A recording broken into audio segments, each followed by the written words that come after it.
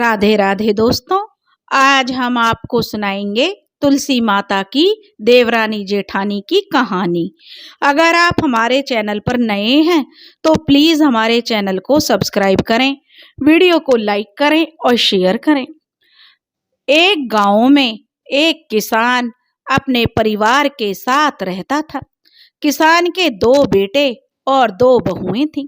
किसान की पत्नी और किसान खेतों में काम करते थे और किसान का जो बेटा था छोटा, वह कम पढ़ा लिखा था, सीधा साधा भोला भाला था। लेकिन बड़ा बेटा पढ़ा लिखा था, उसकी नौकरी अच्छी थी। किसान का छोटा बेटा मेहनत मजदूरी करता और मजदूरी करके बहुत कम कमा पाता था। इधर किसान खेती में कमाता, बेटा बड़ा नौकरी में कमाता, छोटा बेटा मजदूरी करके लाता था। किसान की जो बड़े बेटे की बहू थी, वह एक अमीर परिवार से आई थी, इसलिए वह अपने मायके का जो हमेशा घमंड करती थी। छोटी बहू गरीब परिवार की थी तो बहुत ही संस्कारी थी। गरीब परिवार में रही और उसके पिता ने बिना दहेज के ही उसकी शादी की थी। बड़ी बहू काफी दहेज लेकर आई थी तो उसी का वह ससुराल वालों पर रौब झाड़ती रहती थी। छोटी बहू बड़ी नियम कर्म वाली थी। कार्तिक महीना लगते ही कार्तिक स्नान किया करती थी। बचपन से ही तुलसी माता की पूजा किया करती थी। तुलसी जी की कहानी सुनती, तुलसी में जो तुलसी को सींचती और तुलसी के नीचे घी का दीपक जलाया करती थी। और भगवान की पूजा पाठ करना, भगवान सूर्य को अर्घ्य देना तो उसका रोज का नियम था। लेकिन ससुराल में आकर जो बड़ी जेठानी कोई काम नहीं करती थी, छोटी बहू ही सारा घर का काम करती थी। अब धीरे धीरे समय बीत रहा था। बड़ी जेठानी को यह घमंड था कि मैं इतना दहेज भी लेकर आई हूँ और मेरा पति नौकरी में भी ज्यादा कमाता है, मेरे पति की नौकरी से ही खर्चा चलता है। लेकिन सास ससुर के आगे बड़ी बहू की थोड़ी चलती नहीं थी। इस वजह से वह चुप रहती थी लेकिन काम नहीं किया करती थी। अब समय धीरे धीरे बीता तो किसान बेचारा बीमार हो गया। उम्र का भी तकाजा था क्योंकि अब किसान की उम्र भी बढ़ रही थी। और एक दिन किसान जो बेचारा अपना परलोक सिधार गया। किसान के जाते ही जैसे बड़ी बहू तो उसी का इंतजार कर रही थी। अब उसने जो घर में रौब झाड़नी शुरू कर दी कि मेरे पति की कमाई से घर का खर्चा चलता है, सब कुछ मेरे पति करते हैं, इसलिए वह जो न्यारी हो गई, उसने घर का बंटवारा कर दिया। जो अच्छा घर था वह खुद ले लिया, जो टूटा फूटा हिस्सा था वह छोटी बहू को दे दिया, जो घर का बढ़िया बढ़िया सामान था वह खुद ले लिया और जो टूटा फूटा सामान था वह छोटी बहू को दे दिया। बच गई सास। तो जेठानी कहने लगी, इस बुढ़िया को भी तू ही पकड़। बेचारी छोटी बहू सास को भी ले आई। घर में तुलसी जी का गमला था जिसमें छोटी बहू पूजा किया करती थी। वह तुलसी जी का बिड़ला जेठानी के हिस्से में था। अब जेठानी तो कोई पूजा पाठ नहीं किया करती थी क्योंकि लक्ष्मी जी का वास ही इसलिए था घर में, क्योंकि छोटी बहू जो साक्षात जो तुलसी माता निवास करती हैं तो वहाँ पर लक्ष्मी जी का वास होता है। तुलसी जी पूजन करती थी। अब वह तुलसी जी का गमला जो जेठानी के हिस्से में था, अब वह देखते कि तुलसी जी मुरझाने लगी है। जेठानी जी तो कभी तुलसी जी में जल सींचती ही नहीं है। अब इधर छोटी बहू बिना तुलसी पूजा के बड़ी परेशान रहती थी। उस बेचारी ने 2 दिन से पूजा नहीं की थी कि जेठानी के साइड में जो तुलसी जी का बिड़ला था, इसलिए वह उधर जा नहीं पाती थी कि जेठानी ने साफ मना कर दिया था, तुम दरिद्र हो और कंगले हो, अपने घर में रहो, इधर आने की कोई जरूरत नहीं है। बेचारी देवरानी मन मार कर रह गई। एक दिन उसने हिम्मत करके अपनी जेठानी से कहा, दीदी यह तुलसी जी का बिड़ला मुझे दे दीजिए। जेठानी तो इसी ताक में थी, उठाई तुलसी जी और पटक गई देवरानी के घर में, ले संभाल तू, मैं कौन सा इस पौधे की पूजा करती हूँ। ऐसे अपमान भरे शब्द वह बोलने लगी। अब छोटी देवरानी तो बड़ी खुश हो गई। उसने अपनी तुलसी जी को सींचा, घी का दीपक जलाया। कार्तिक का महीना आ गया था। अब छोटी देवरानी सुबह सुबह घाट पर जाती, नदी के घाट पर जाकर स्नान करती, पूजा करती, तुलसी सींचती, तुलसी जी की कहानी सुनती, लक्ष्मी जी की सुनती, गणेश जी पीपल पथवारी की सुनती और उन्हें सींचती। धीरे धीरे समय बीत रहा था। अब उधर देखा तो जो जेठानी का पति था, उसकी नौकरी में अब बड़ी अड़चन आने लगी। उसे किसी धोखेधड़ी के चक्कर में नौकरी वालों ने उसे निकाल दिया था। उस पर धोखाधड़ी करने का इल्जाम था। इससे बड़ी बेइज्जती हुई। अब उसके पति की नौकरी चली गई। अब घर में जो सामान था, जब तक तो घर चलता रहा, बाद में घर के सामान के बिकने की नौबत आने लगी। एक एक करके घर के सामान भी बेचने पड़ रहे थे, तभी तो पेट भरा जा सकता था। बच्चों की समय पर फीस नहीं भरी जा रही थी और बच्चों को भी स्कूल से निकाल दिया गया था। इस तरह से जेठानी के बुरे दिनों की शुरुआत हो चुकी थी। इधर छोटी देवरानी के घर में उसके पति का एक काम जो पूरा होता नहीं, दूसरा मिल जाता और उसके घर में अब लक्ष्मी माता का साक्षात वास हो गया था। उसके घर में धीरे धीरे जो धन आना शुरू हो गया और उसके घर में खूब तरक्की होने लगी। अब धीरे धीरे कार्तिक महीना समाप्त हुआ तो उसने कन्याओं को भोजन कराया, ब्राह्मण को भोजन कराया। जेठानी को बुलाने गई, लेकिन जेठानी तो मारे घमंड के आई नहीं। उसने तो साफ इनकार कर दिया। अब बेचारी देवरानी क्या करती, बच्चों को लेकर आ गई जेठानी के और उन्हें भोजन करा दिया। अपनी तुलसी मैया की पूजा करती। तुलसी जी के कारण उसके घर में तो सुख शांति थी। लेकिन जेठानी को अब मन ही मन यह जलन होने लगी कि देखो, इसके घर में तो बड़ी सुख शांति आ गई है, अन्न धन के भंडार भरने लगे हैं और मेरे घर में तो इतना कुछ होते हुए भी सब बर्बाद हो गया है। वह सोचने लगी कि मेरी देवरानी जो है तुलसी जी की पूजा करती है, इसी के कारण इसके घर में यह सब हो रहा है। अब वह मन ही मन देवरानी से ईर्ष्या करने लगी और उसने देखा एक दिन जब देवरानी तो अपना नदी पर स्नान करने के लिए गई थी, बूढ़ी सास घर में अंदर थी, पति काम पर गए थे देवरानी के और बच्चे स्कूल गए थे। तब वह घर में आई और उसने तुलसी जी के जो बिड़ला में से तुलसी जी को उखाड़ कर फेंक दिया नाली में, गंदी जगह पर, और जाकर अपने घर बैठ गई। जब बहू नहा धोकर आई घर में पूजा कहानी कहने लगी तो देखती है कि मेरी तुलसी जी कहाँ गई। बहू आंखों में आंसू भर लेती है कि मेरी तुलसी जी को किसने उखाड़ दिया। लेकिन यह क्या, वह की तुलसी जो देखती है बाहर पड़ी हुई है तो वह गंगा जल से साफ करके फिर से लगा देती है। तुलसी मैया फिर से लहराने लगती है। जेठानी सोचने लगी, इसकी तुलसी तो फिर से लहराने लगी है, अब की बार तो मैं इसे कहीं दूर फेंक कर आऊंगी, जो इसे यह तुलसी मिलेगी ही नहीं। अब जो बेचारी देवरानी फिर से घाट पर गई। घर में जब कोई नहीं था तो जेठानी आई और उसने तुलसी जी को उखाड़ कर फिर से दूर फेंक दिया। अब बेचारी देवरानी आई, देखी घर में तुलसी जी नहीं है, अपना रोई पीटी और निराहार बिना खाए पिए सो गई कि बिना तुलसी की पूजा करे वह खाना नहीं खाती थी। अब बेचारी बड़ी परेशान। अब एक दिन बीता, 2 दिन बीते। अब तुलसी जी जो बेचारी तुलसी जी नहीं आई तो तुलसी जी उसे सपने में दिखाई दी कि बेटी तू क्यों घबरा रही है, तू जहाँ नदी के घाट पर स्नान करेगी वहीं पर मैं हूँ और वहीं पर तू मुझे सींचना, और तुझे ज़्यादा ही परेशानी है तो आंखें खोल कर देख, मैं तेरी खाट के चारों तरफ उग आई हूँ। अब देवरानी उठी तो क्या देखती है, उसकी खाट के चारों तरफ तुलसी उगी हुई थी। अब तो घर के अंदर थी। अब देवरानी बड़ी खुश हुई, उसने तुलसी सींची, कहानी कही और अपना खाना खा लिया। अब जेठानी फिर से झांक कर देखती है कि घर में तुलसी भी नहीं है, फिर देवरानी कैसे खाना खा लेती है। वो तो सोचती थी जब देवरानी खाना ही नहीं खाएगी तो बीमार होकर मर खप जाएगी। इसका जो बड़ी तुलसी तुलसी करती है, मेरा सारा घर बर्बाद हो गया, पता नहीं क्या टौने टोटके करती रहती है, क्योंकि खुद तो वह पूजा पाठ धर्म कर्म कुछ करती नहीं थी। देवरानी करती तो उसे वह टौने टोटके का नाम देती थी कि इसने मेरे घर पर कुछ कर दिया, इसने मेरे घर को बर्बाद करवा दिया। इस तरीके से वो बोलती थी। अब बेचारी तुलसी माता खाट के चारों तरफ उगाई। अब बहू नहाती धोती पूजा पाठ करती, तुलसी सींचती, कहानी कहती। अब उसके घर में फिर से, क्योंकि घर में तो किसी चीज की अब कमी ही नहीं थी, अब उसके बच्चे भी अच्छे नंबरों से पास हो रहे थे।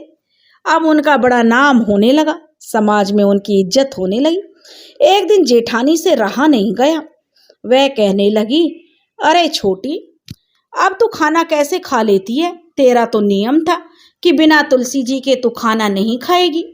तब छोटी बड़े प्यार से कहती है, दीदी, पता नहीं मेरी तुलसी को कौन उखाड़ कर फेंक देता था। एक बार तो मुझे बाहर नाली में मिली, उसके बाद मैंने खूब ढूंढा, दूसरी बार तो मुझे मिली नहीं। जेठानी तो कुटिल मुस्कान से जो मुस्कुरा रही थी कि सारा काम तो उसी का था, उसी का किया धरा था। अब जो वह कहती है, अच्छा तो अब तो तेरे आंगन में तुलसी नहीं है, फिर तू तुलसी के बिना कैसे पूजा करती है? तब वह कहने लगी, दीदी, तुलसी जहाँ मैं घाट पे जाती हूँ वहाँ पर भी तुलसी है, और तुलसी मैया की कृपा से जो मेरे घर के अंदर तुलसी उगी हुई हैं, वो तो मेरे पलंग के चारों तरफ उगी हुई हैं। मैं वहीं उन्हें सींच लेती हूँ, उनकी कहानी कथा कहती हूँ, सारा घर का काम करके अपनी मैया के भजन कीर्तन करती हूँ। यह देखकर तो बहू जल भुन गई। बड़ी जेठानी जो थी वह सोचने लगी, तो अच्छा अब इसने घर के अंदर तुलसी जमा ली है। अब जो वह और ईर्ष्या के जो बावली हुई जा रही थी कि इसकी क्या है जो कहीं ना कहीं इसे तुलसी मिल जाती है। लेकिन कहते हैं ना, अपने पाप कर्म लोग देखते नहीं है, दूसरे की खुशियों से जलते हैं। अपने दुख लोगों को अपने उससे नहीं होता कि हमारा कोई दुख है, दुख होता दूसरों को खुश देखकर रहने से। यही जेठानी का हाल था। उसे अपने दुख से दुखी नहीं थी, दुखी थी वह देवरानी की समृद्धि से, सुख से, उसके अच्छे आचरण से, उसके बच्चों के संस्कार से दुखी इसलिए थी क्योंकि अपने बच्चे तो बिगड़ रहे थे। देवरानी के बच्चे बड़े संस्कारी थे, और इधर पति की नौकरी छूट गई, शराब पीने लगा था। उधर देवर की अच्छे से अच्छे कमाई हो रही थी, इधर सास की भी अच्छी सेवा हो रही थी। मोहल्ले पड़ोस की जो औरतें थीं सब छोटी बहू के तारीफों के पुल बांधती रहती थी। बड़ी बहू इससे और जल भुन जाती थी, जिधर देखो सब छोटी बहू की तारीफ करते रहते हैं। अब जो उसने सोचा कि जब बहू जाएगी स्नान के लिए तो आज मैं इसके पलंग के चारों तरफ से तुलसी उखाड़ कर फेंक दूंगी और पैरों से मसल दूंगी ताकि इसे कराऊं तुलसी पूजा। अब उसके बाद बहू घाट पर अगले दिन फिर नहाने गई, कार्तिक स्नान करने। उस दिन कार्तिक पूर्णिमा थी। अब वहाँ पर उसे थोड़ा समय लग गया कि कथा कहानियाँ कहने में, और भी सखियाँ वहाँ पर आई हुई थी। अब इधर जेठानी को तो अच्छा मौका मिल गया, वह बहू के कमरे में गई और देखा कि चारों तरफ तुलसी उगी हुई है। सबको उसने नोच नोच कर उखाड़ कर पैरों तले खूंदना शुरू कर दिया। लेकिन यह क्या, जैसे ही उसने पैरों से तुलसी जी को छुआ, उसकी आंखों की रोशनी चली गई। अब जेठानी अंधी हो गई, उसे कुछ दिखाई नहीं दे रहा था। जैसे तैसे करती पड़ती अपने घर आई और आकर वह जोर जोर से रोने लगी। देवरानी आई तो दौड़कर जो जेठानी के पास गई, कहने लगी, दीदी क्या हो गया, क्या हो गया, तुम क्यों रो रही हो? वह कहने लगी, ये नहीं बताया कि मैंने तुलसी जी का पैरों से रौंद दिया इसलिए हुआ? तो कहने लगी, मेरी आंखों की रोशनी चली गई। देवरानी ने जैसे ही देखा कि उसकी आंखों की रोशनी चली गई, उसने जो रास्ते में थी उसके एक हाथ एक पैर को जो लकवा मार गया। अब तो जेठ जिस पैर से उसने तुलसी जी को छुआ था उस पैर में भी लकवा मार गया। अब तो बेचारी से ना बोला जा रहा ढंग से ना कुछ। अब छोटी देवरानी अब जेठानी की भी सेवा करने लगी, जेठ के बच्चों को भी देखती, अपने को भी देखती, खुशी खुशी उनकी सेवा करती। अब जेठानी को बड़ी गलानी होने लगी कि जिस देवरानी के साथ मैं इतना बुरा व्यवहार करती आ रही हूँ, वह देवरानी आज मुसीबत के समय में मेरा और मेरे बच्चों का कितना ख्याल रख रही है। अब वह जेठानी जो रोने लगी, फूट फूट कर देवरानी के पैरों में गिर पड़ी। अब वह कहने लगी, दीदी क्या बात है, ऐसा क्या हुआ? तब वह रो रो कर कहती है कि छोटी, मुझे माफ़ कर दे, मुझे मेरे पापों की सजा मिली है। मैं तेरे सुख को देखकर बड़ी जलती थी। मैंने ही तेरी तुलसी जी को जो नोच नोच कर फेंका था, और जो तेरे कमरे के अंदर तुलसी थी उसको जैसी मैंने पैरों से रौंदना चाहा तो मेरे पैर में लकवा मार गया और मैं आंखों से अंधी हो गई। यह सुनकर छोटी देवरानी कहने लगी, कोई बात नहीं दीदी, आपने मैया का अपमान किया है, लेकिन तुलसी माता तो बहुत ही दयालु हैं। आप उनसे क्षमा याचना करो तो आप बहुत जल्दी ठीक हो जाओगी। अब तुलसी जी से क्षमा याचना करने लगी। फिर सास बेचारी बूढ़ी तो थी ही, लठिया के सहारे टेकते टेकते जेठानी के घर आई। आना तो वो नहीं चाहती थी, लेकिन कहते हैं ना, बहू बेटा प्यारे होते हैं, चाहे वो कितने भी निकम्मे हों, कितने भी नालायक हों। बहू आई, बहू से 10 बातें सुनाने लगी बुढ़िया सास कि तुझे शर्म नहीं आई। अब एक काम कर, इसका कोई ना कोई उपाय ढूंढेंगे, तुलसी माता से क्षमा याचना कर। अब बेटा को बुलाया तो बुढ़िया ने अपने दोनों बेटों को बुलाया, छोटी बहू को बुलाया और पूछने लगी कि इसका कोई तो समाधान निकले। छोटी बहू कहने लगी, किसी विद्वान पंडित जी को बुलाओ। अब पंडित जी को बुलाया तो पंडित जी कहने लगे, देखो बड़ी बहू ने पाप तो बहुत बड़ा किया है, साक्षात लक्ष्मी जी तुलसी माता हैं, उनका इतना बड़ा अपमान किया है। अरे तुम पूजा नहीं कर सकते तो किसी को रोको भी मत, लेकिन इसका अब एक ही उपाय है। अगले कार्तिक का महीना जब आएगा, जब छोटी बहू तुलसी सींचेगी और तुलसी जी के सींचने से जो पानी नीचे झड़ेगा, उसके पानी से जो छोटी बहू को, बड़ी बहू को 1 महीने स्नान कराया जाएगा, तभी यह ठीक होगी। लेकिन 1 साल का समय था। आप बोले चलो ठीक है। अब छोटी बहू बड़ी बहू का, अपने जेठ का और उनके बच्चों का ख्याल रखती, खाना बनाती, उनके घर की साफ सफाई करती, अपने घर का भी करती, जो समय बचता अपनी तुलसी मैया की पूजा करती। धीरे धीरे दिन बीते, फिर महीने बीते और साड़ बीता, सावन बीता, भादो बीती, क्वार बीता, कार्तिक का महीना आया। अब कार्तिक का महीना आया तो छोटी बहू तो कार्तिक स्नान किया करती थी। बूढ़ी सास कहने लगी, बहू मैं भी कार्तिक स्नान करूंगी। कार्तिक स्नान और तुलसी पूजा का बड़ा महत्व है। बहू अपनी सास को सुनाती थी। बोली सास की मैं तो अब बूढ़ी हूँ, पता नहीं कब मेरा यह शरीर छूट जाए, इसलिए शायद आखिरी बार ही सही मुझे भी कार्तिक स्नान करा दे बहू। तो अब बहू जो नदी पर जाती वहीं से बाल्टी भरकर लाती और अपनी सास को घर पर लाकर स्नान कराती, फिर भोजन बनाकर खिलाती। ऐसे ही समय बीत रहा था और जो तुलसी सींचती उसका पानी इकट्ठा करके अपनी जेठानी को स्नान कराती। धीरे धीरे समय बीता और कार्तिक पूर्णिमा आ गई। अब धीरे धीरे जेठानी के सभी अंग ठीक होने लगे। अब उसे कार्तिक पूर्णिमा के दिन जब ब्राह्मणों को भोजन कराया, कन्याएं जिमाई गई, तो पूरी तरह से बहू ठीक हो गई थी। जब जेठानी ठीक हो गई तो जाते ही देवरानी के कदमों में गिर गई, तुलसी माता से क्षमा याचना करने लगी। कहने लगी मैंने बड़ा पाप किया था और उसकी क्षमा मांगने लगी और कहने लगी तुलसी जी की पूजा का बड़ा महत्व है, अगली साल से मैं भी जो कार्तिक स्नान किया करूँगी। आप देखो अगली साल जब कार्तिक आएगी तो उसने भी जो अब जेठानी ने बुरे कर्म छोड़ दिए, जलना करना, ईर्ष्या करना, किसी को खुश देखकर जलना, यह सब उसने छोड़ दिए, क्योंकि उसे चोट तो इतनी गहरी पहुंची थी। अब भगवत भक्ति का जो उसके मन में संचार हो चुका था। अब जो बेचारी सासू माँ तो बूढ़ी थी, परलोक सिधार गई। अगले साल फिर कार्तिक का महीना आया तो दोनों देवरानी जेठानी जाने लगी।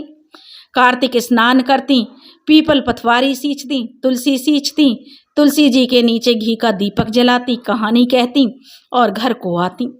अब धीरे धीरे जेठानी के घर में भी जो लक्ष्मी का वास होने लगा। जेठानी के पति की अब फिर से जो कंपनी वालों ने उन्हें बुला लिया कि किसी गलतफहमी के कारण जो उन पर धोखाधड़ी का इल्जाम लगा था, अब उन्हें नौकरी पर फिर से बहाल कर दिया गया। जेठानी के घर में अब धीरे धीरे सुख शांति आने लगी, लक्ष्मी जी का वास होने लगा। अब वो देवरानी जेठानी हर साल कार्तिक स्नान किया करती।